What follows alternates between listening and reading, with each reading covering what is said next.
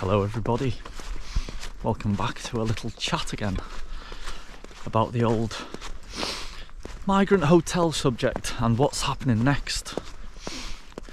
Well, I didn't really want to have to do another video on this subject, by the way. I was hoping the last one would be the last, but sometimes you hear something and or you experience something, which I'll explain now, and you just have to talk about it basically because it's going on in our country, and something fishy is going down, many believe. So anyway, before I begin, look at the beautiful scenery I'm in here in North Wales. Just had a stunning walk around the lake here, absolutely beautiful, man, seriously. But while I'm walking down, I was just thinking of this and I thought let's do the video now, just do it. Anyway, if you've seen the last one or if you didn't, I'll leave the link to that one in the description so you can see where I'm coming from with this.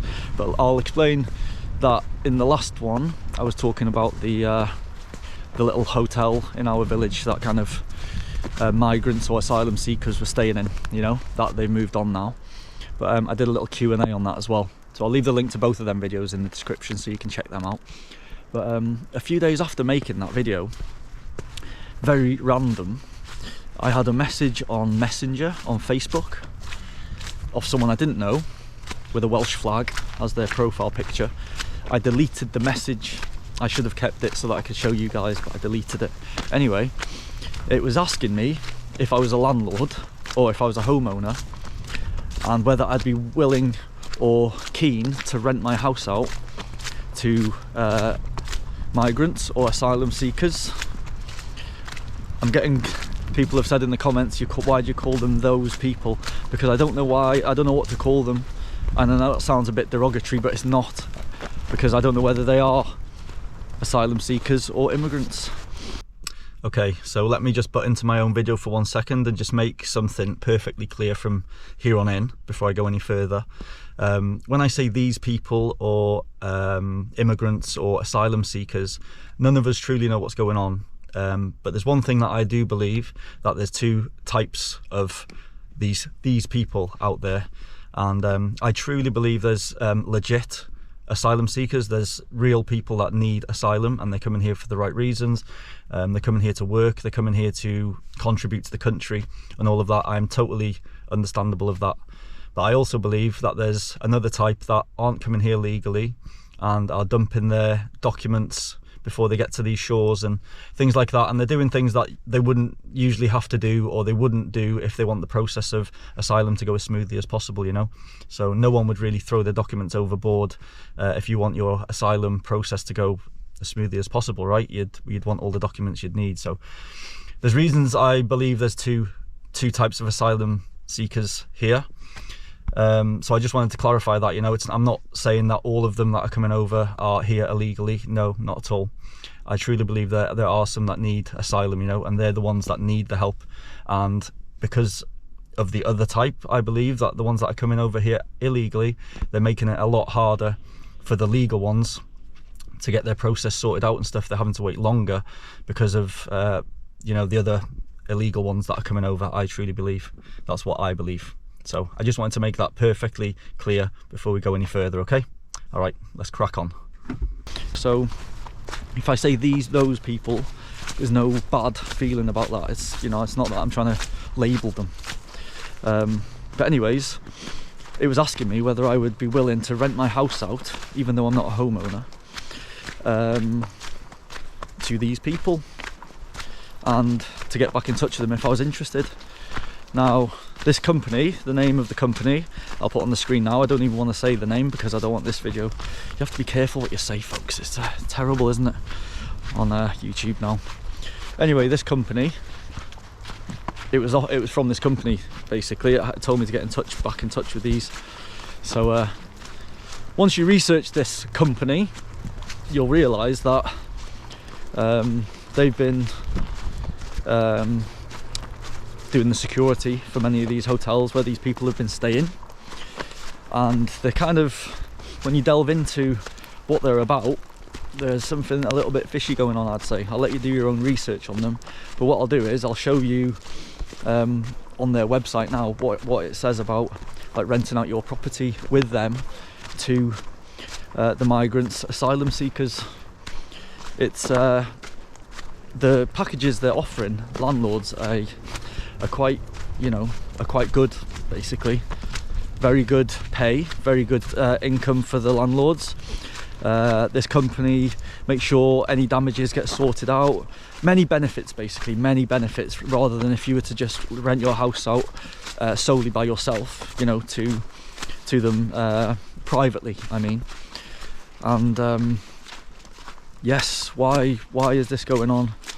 So it's going from the hotels now, from them staying in hotels, to this company, and I don't know if there's other companies out there also trying to house them now into the communities, you know. And what are your thoughts on that? What do you think about that? I've just been watching a video yesterday as well. There's a guy called Funky Prepper. You should really check him out because he's got loads and loads of good videos on this kind of thing. This, I'm hoping, is going to be the last one I'm going to do because it's really not my bag. It's not. I'm more about the travel adventure things, as you know, if you follow my channel. But yeah, I watched a video of his yesterday, was it, or the day before, and he got emailed by a guy. I think he was from South Wales, this guy, and he went on to explain his experience of, he's lived in his own house for years and years and years. And then some migrants or asylum seekers moved in overnight. In the middle of the night, they kind of moved loads of stuff in.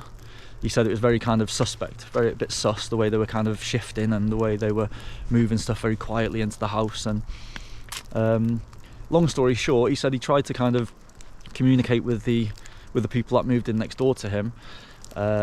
He even offered to cut the garden for them and just trying to communicate with them, and he said they had no interest in really communicating with them.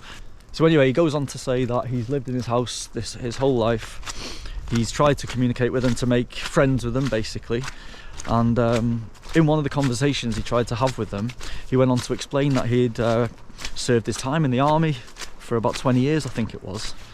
And he just said, you know, I'm an ex-military, and I'm now retired with my wife here. We've been here for years and we've been very happy, blah blah blah. Anyway, he said as soon as he said that to these people, the migrants or asylum seekers, he said their mood just instantly changed to kind of negative, very negative towards him. They would look at him in a different way, and he thought, what's going on? That's a bit strange, you know. And then as the weeks went by, he said he started getting a bit of abuse off them, and they were saying things like there should have been more British soldiers killed in the Afghan wars and in some of these wars that have been going on, you know. Just quite bad stuff. Made him feel very, very uneasy.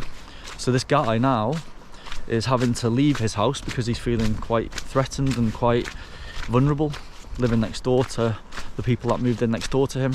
Now this guy's lived in his community for years and years and years, and he's having to leave his house because he's been made felt uncomfortable by asylum seekers or immigrants.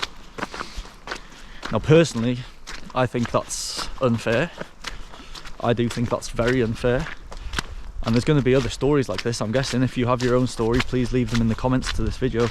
I do read the comments, but if I don't answer, because I'm getting a lot of comments on these videos and it's very hard to answer everyone, but if you've got any experiences, let us know.